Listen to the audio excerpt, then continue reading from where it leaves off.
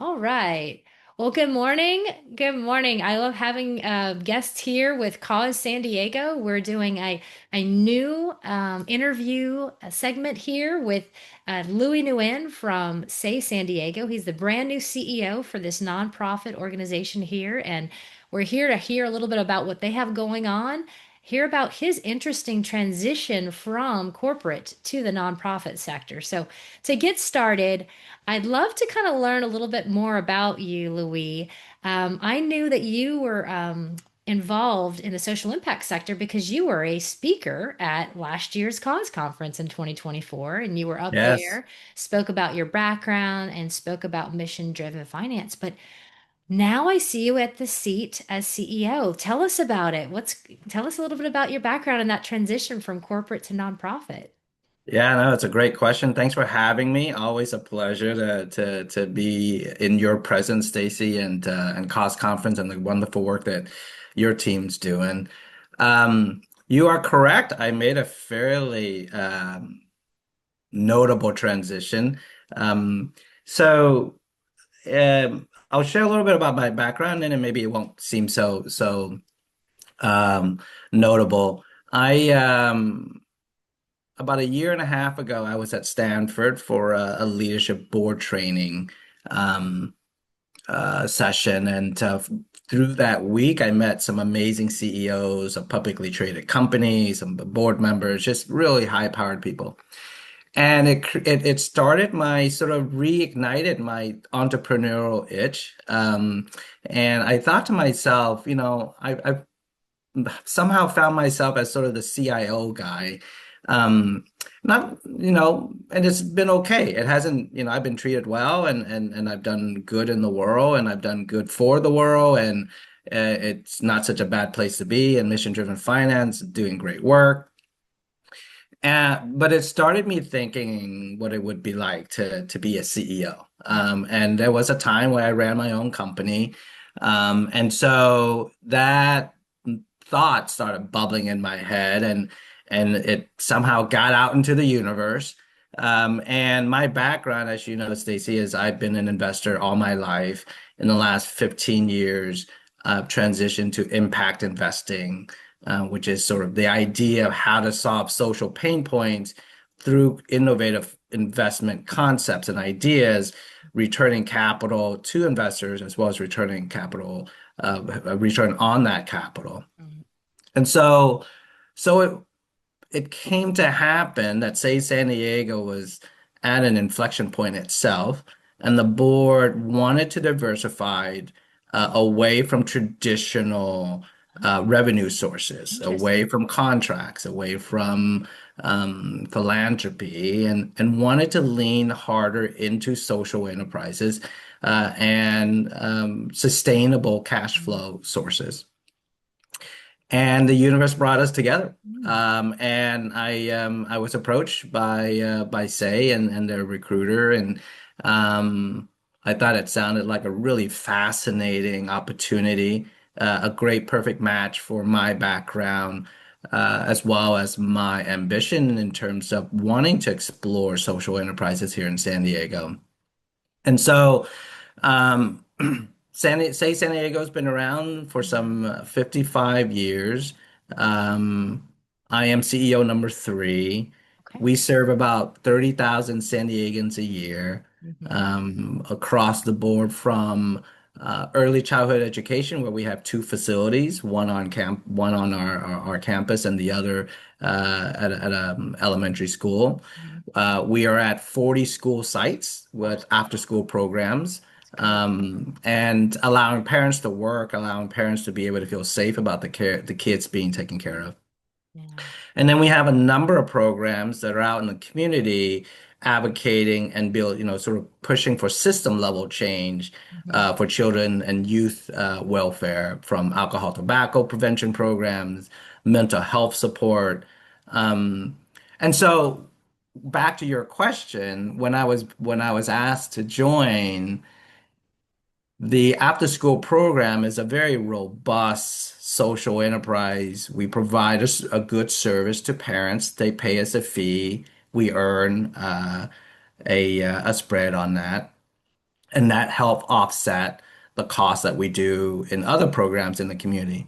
And what the board wanted me to do is to expand on that social enterprise that we currently have, which is in early childhood education, and Mhm. then also start exploring other concepts, other social enterprises that we could launch as part of the Say portfolio. Gotcha. And so So looking forward, we would. you're kind of bringing all of that knowledge experience to bear here now. Gotcha. That's right. And so we would think of us as a sort of almost a private equity firm where we're launching businesses with investment capital, not philanthropy, and within 12 to 18 months being sustainable and scalable. So I those are think the that that's concepts. something we need to watch what you're doing and to figure out how to bottle that and share that with the rest of our nonprofit sector here. Because with all the funding cuts and changes that are taking place, I know on causes end, we're noticing more and more that there are nonprofits that are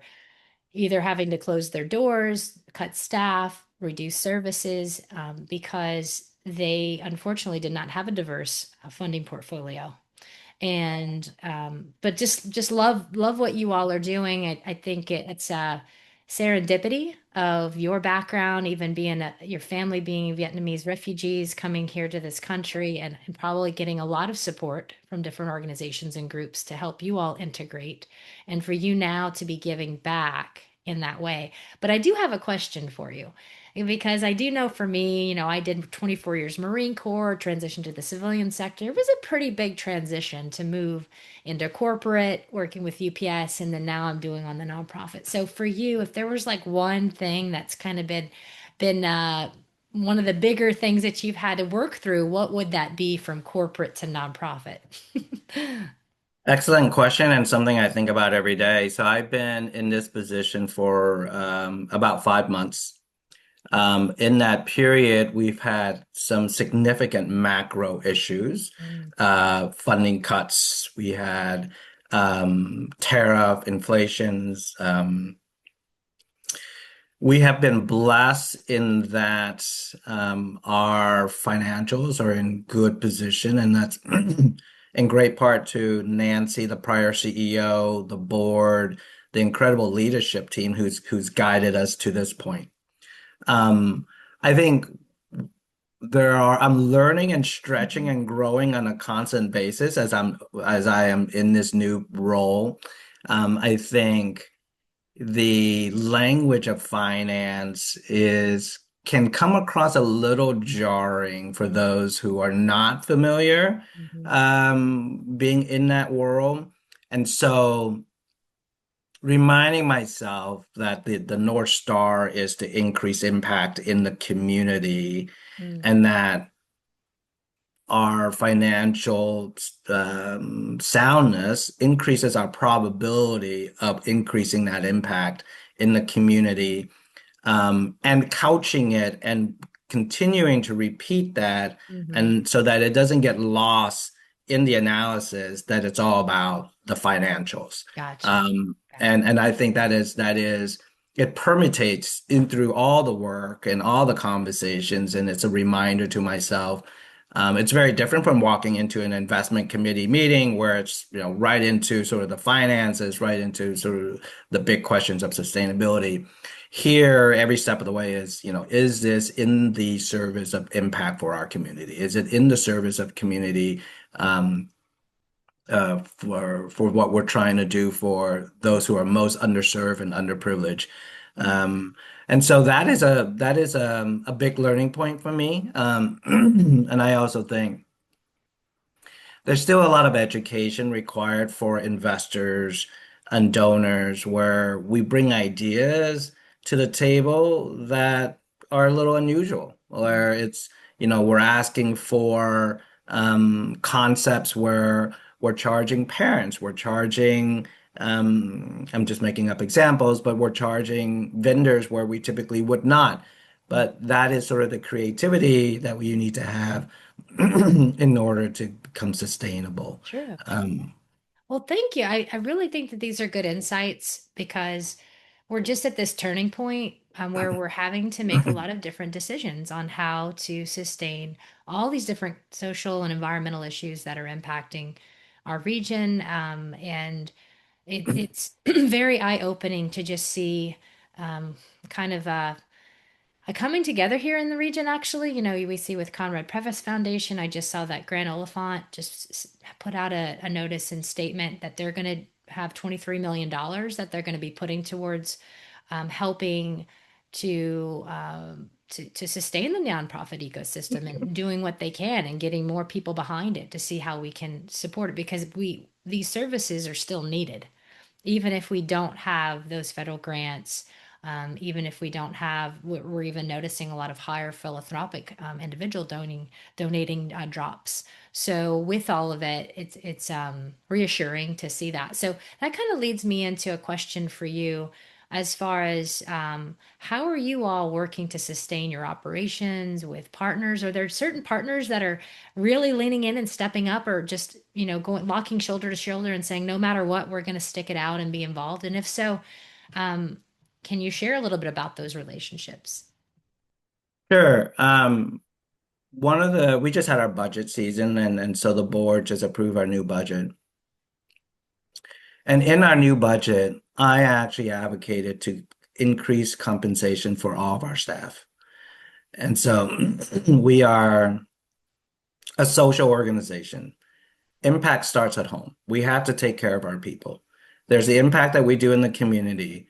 First and foremost, we have to take care of our people. And so, to the board's credit, they approve this increase in compensation that is, without giving too much away, almost double what typically we give at, say, San Diego historically. Hmm. And so, where is that going to come from, right? And so, financially, some part of that will come from work we do internally, cost cutting, where we see unnecessary expenses. Part of that is optimizing our existing operation, like where can we do better with what we have? And then part of that is to your question about looking for new partnerships, looking for new ways of increasing our footprint in the social enterprise space. Um, I think slightly different from other organizations is we are not leaning on philanthropy. We're certainly not going to turn it away, but I think really looking at social enterprises and expediting concepts that we already have cooking in the hopper. And so, um, but I think partnership wise, locally, we're talking to all the general individuals and groups, Grant at Prebes and Mark Stewart at San Diego Foundation, Sarah at Alliance Healthcare Foundation. But I think we're talking to them more in from a standpoint of how can you help support us launching social enterprises, as opposed to we need X for this particular program. Nothing wrong with that. That's all very, very important. That is not the direction that I'm wanting to take, say, San Diego. Gotcha. And so I just recently joined the board of the California Endowment, which is, as you may know, it's a $4 billion endowment that puts out about 200 million a year. Hmm. San Diego as a region is chronically underfunded relative to other regions and areas. And so part of the work that I'm doing outside of say, but connected to the ecosystem of San Diego, is to try to raise the profile of San Diego as a place that's worthy of greater philanthropic, greater support.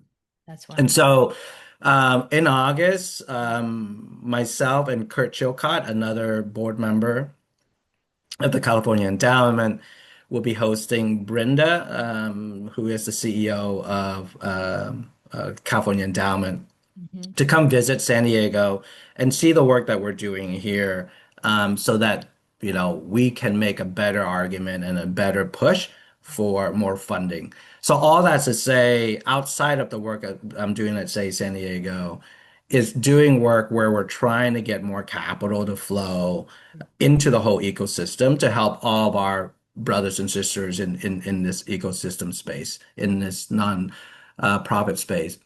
I like that. I mean, Also, I think it's always important to lean into your strengths, and you're coming in with such a different perspective than someone who spent most of their career maybe working in the nonprofit sector with your financial background. Not to say that those working in that sector don't have that, but it's forefront of your mind and the way that you're hardwired to do that. And I hope that our conversation today, when it's here, when other people hear this, that it sparks for them also to be thinking in these terms. And it's not that you're just thinking about money, but your mind is more about understanding the third and fourth effects of building those relationships. So that, I mean, that to me is this needs to be really broadcast as far as possible to all of these different, and not just here in San Diego. I mean, the herd is taking place all over the country.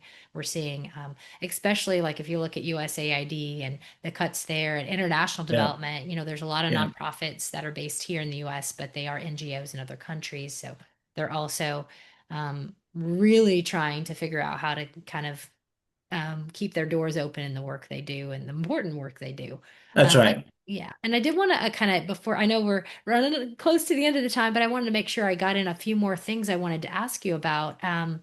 So I know that you all, like you mentioned, this wonderful over 4,000 children, I think you said, children and youth a day that you all are supporting. And, there's a lot of things that happen day to day that throw us into action mode. And, one thing that I did see your organization do, and I wanted you to talk a little bit about was we had this airplane that crashed into a military neighborhood here in San Diego, and there were evacuations. These families with children had to get out of there right away, a lot of them with nothing more than the clothes on their back. And I heard that Say was involved. Can you share a little about how your organization was able to quickly mobilize and be in support of them? Yeah, that's a great question. And baked into that, I think, are some incredibly powerful points. As I noted, Say San Diego's been in San Diego for some 55 years, like 54. Um, and through that time, and because of the incredible work that our staff and our leadership team, that we've earned the trust. We've earned the trust of the community. We've earned the trust of families who operate around us. And so near that plane site is a family resource center that we operate. And a family resource center, think of it as a one-stop shop for families in need of support. Maybe, they're food insecure, maybe perhaps they need just a voice and a place to kind of sit and spend some time with someone who cares. Out of that resource center, we also operate our Dad's Corp, which is a program to support fathers, sort of helping them become better fathers. And so at that site, so the plane crash happened, I think, sometime like at 4 in the morning. And as families were fleeing, they came to our parking lot. Okay. And they came to our parking lot and they just, camped out there. And then as our staff showed up, Mhm. we opened up the facilities. Our kudos to our staff to getting there early and quick, opening up our facilities for the families to use the bathroom, for the kids to play on the playground. Mhm. And then on top of that, we were able to start steering them to sort of helping them triage and helping the military, direct the families where they need to go. And lastly, we also handed out gift cards for the families to buy sort of basics and necessity. And so the stories I was hearing from our team really basic needs like undergarments and deodorants and just things that you don't really think about, but it's incredibly important. And I think the response time of our team, I'm super proud of. And I think deeper to that is just the recognition of the value of being a trusted partner for a long time. Yeah. And I think as critics of this space think about cutting fundings, you lose a lot of that trust. And so all that branding and all that franchise value that we have built with the community will be at risk. And not just us, all the other organizations that are doing great work in the community. And so that is a great case study, the plane crash, as sad of an incident as it is, of the value, long-term value created by organizations like, say, San Diego in the community. Um, and you can't monetize that. It's just a really important element of what we do. Yeah, and I do think that one of the things we push for with Cause is to bring and elevate what you're doing and many others, and understanding that we can't do this alone. And understanding, like, even our military community, I come from the military side of the house, and understanding how quickly they responded. It could not have, we could not have helped them as quickly and as effectively if the military tried to do that in isolation. I do know even like organizations like SDMAC, which is a military advisory council group that meet every month, and they have other endeavors. They were contacted and they immediately got their Rolodex out. They got their list of people that they know and they just started calling. And so when we see these grassroots efforts happening during times of crisis, it's doesn't happen if we don't have those pre-established trusting relationships ahead of time, which is what you just mentioned. Yeah. And so as we kind of move into that, and I have two more questions for you as we before we go, how do we how do we get more of our whole of private, public sector to come together? What's your thoughts on that to develop and maintain those strong relationships that last through good and bad times? I have actually been noodling on this quite a bit. And my call and my ask from this conversation is if you are a business owner of a thriving business, it's been around for a long time, it's got solid financials, and you've been thinking about how you can do better in the community, be a better corporate agent, be a better community agent, I would love to talk to you. One, I want to learn what it looks like to grow a thriving business because that's what I would like to do with Say. Two, I want to explore if there are intersections there. And this is, Stacy, to your question of engaging, creating that bridge between the traditional nonprofit space and traditional business space, because I think it's a much blurrier line than we all think. And so that's a call and an ask if for those who are out there. Um, and I think that in this last 150, 200 days, if you're not convinced about sustainability, that you need to take steps to become sustainable and reduce dependencies to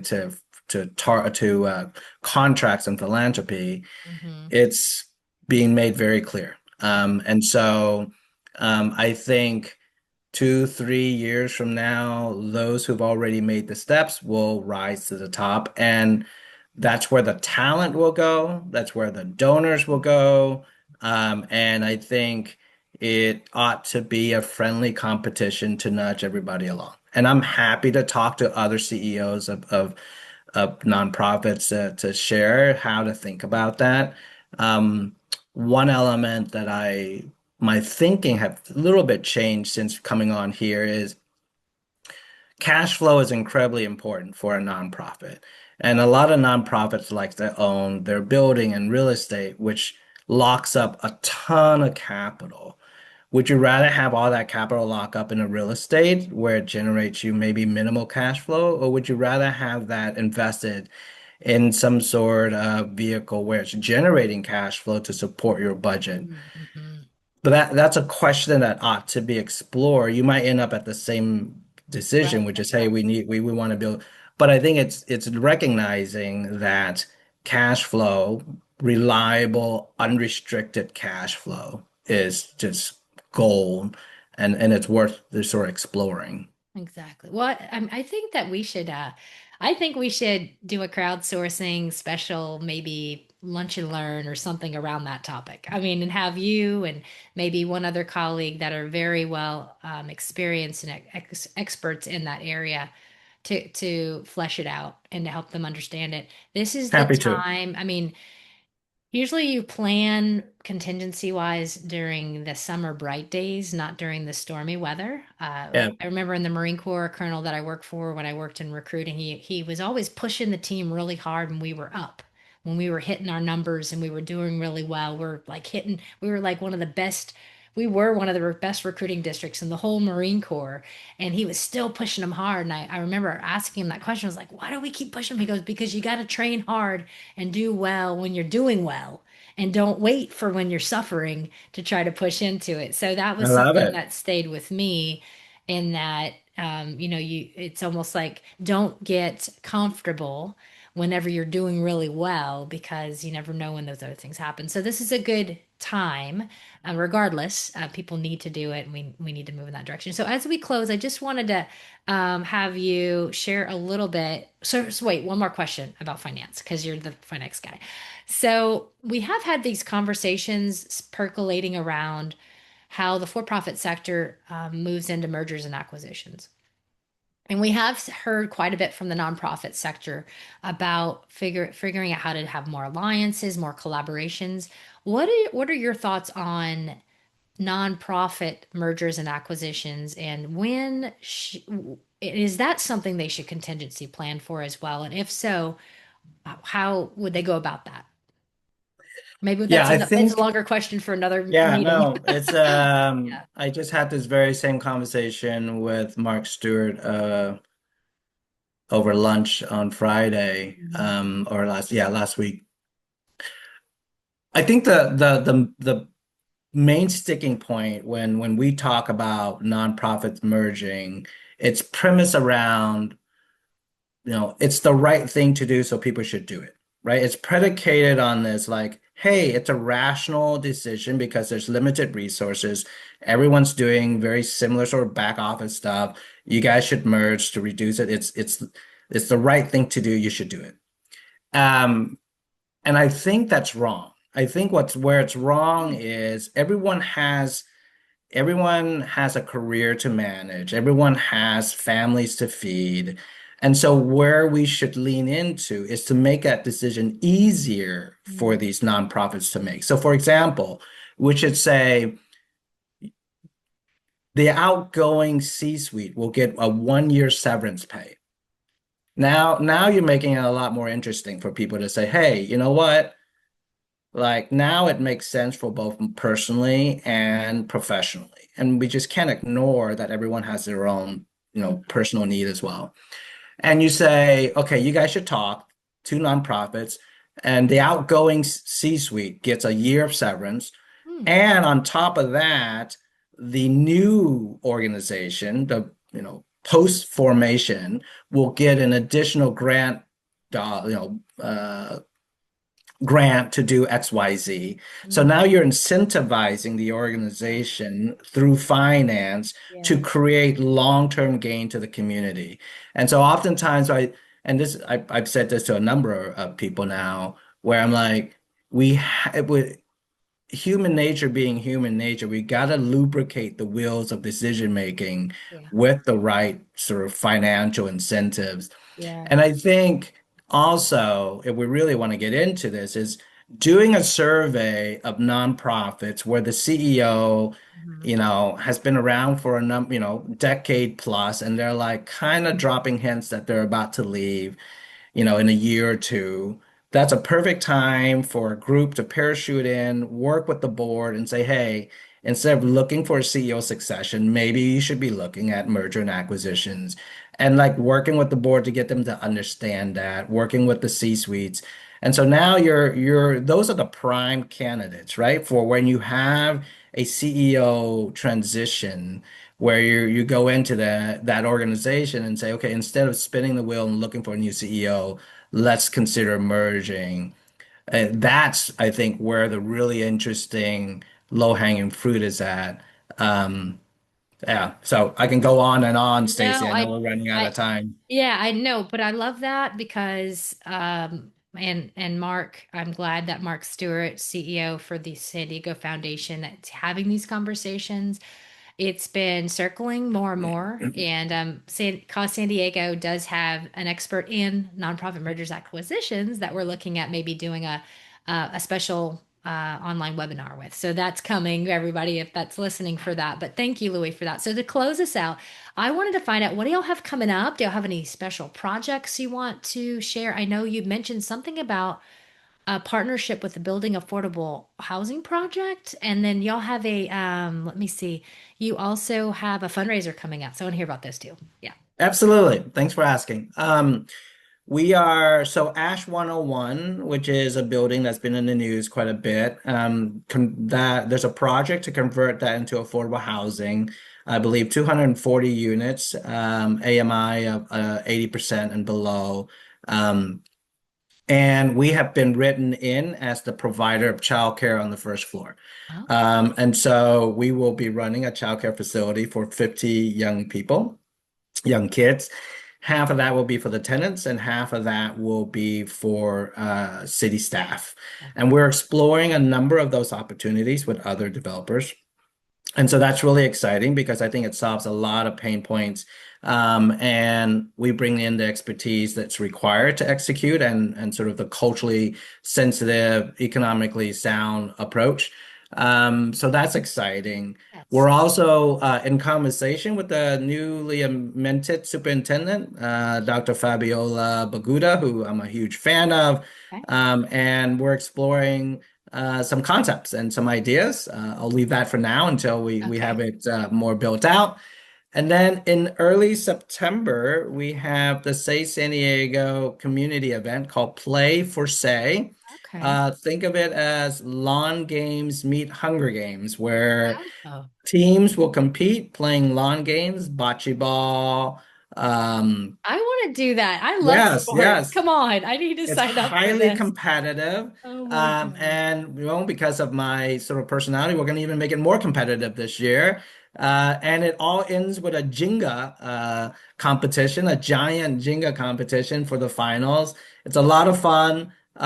We can have happy to send sponsorship information. It's also on our website, Play for Say. I think I wanted to pull that up real quick. Is this it? It Let's see. is, I think on your screen here, let's yeah, go. Here it is. There it is. Register there for it the 12th is. annual Thank Play for you. Say, September 4th, Liberty Station. Okay, and is this just for individuals or companies can do it together or? So it's a great team building experience. So oftentimes corporations will buy a couple of team slots, show up and so it's their team against other teams and it's a great team building. And what other corporations have done is they buy three or four team slots. One they use for themselves, three they assign to their clients as a cultivation activity, and the whole day it's outside. It's a lot of fun. It's high Oh, energy. I see Junior Achievement of San Diego County's involved. Yeah, I see yeah. Sid, the CEO, is mentioning it here.